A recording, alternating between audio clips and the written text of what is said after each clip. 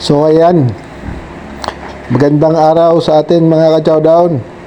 At ang for today's video, magluluto tayo ng paksiw na bangos with pork. At yun na nga, uumpisa natin yan sa langsang na natin dyan yung bawang, sibuyas at luya. Sabay, and then lalagay natin yung pork. Papangilalim natin yan.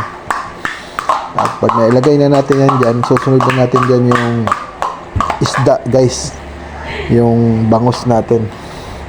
Bali, ang nabili ko palang bangus, guys, is yung tawag niya yung boneless. Kasi ako dito sa amin, pag bibili ka ng bangus, tatanong nila kung okay lang ipa-boneless mo. So sa akin, pinapa-boneless ko na para hindi mahirap kainin.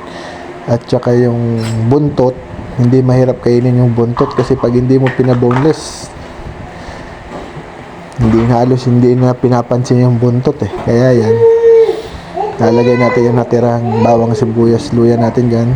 Lalagay tayo ng paminta, syempre yung asin,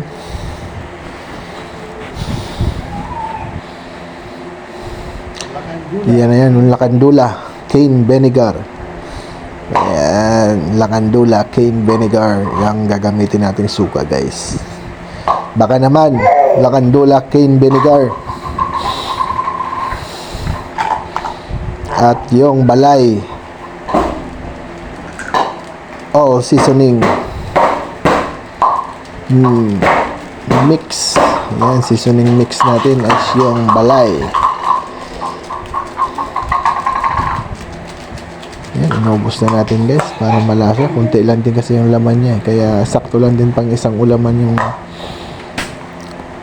dami ng pampalasa natin na yan, guys. At yun, kumukulo na, guys. Lalagay na natin dyan yung sili.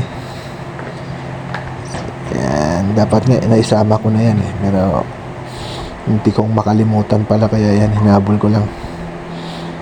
Yan, pakukulan lang muna natin yan dyan, guys. At yun, pag kumulo na, lalagyan natin ng mantika. So yan, guys, goods na yan, guys. Ganun lang kadali, guys.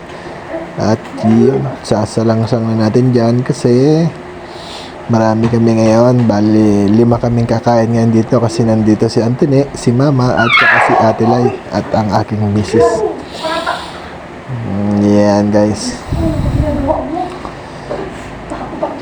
Sarap niyan, guys, sa kanin, kaya alam na. Kain na. Ayan, chow down, mga ka-chow down.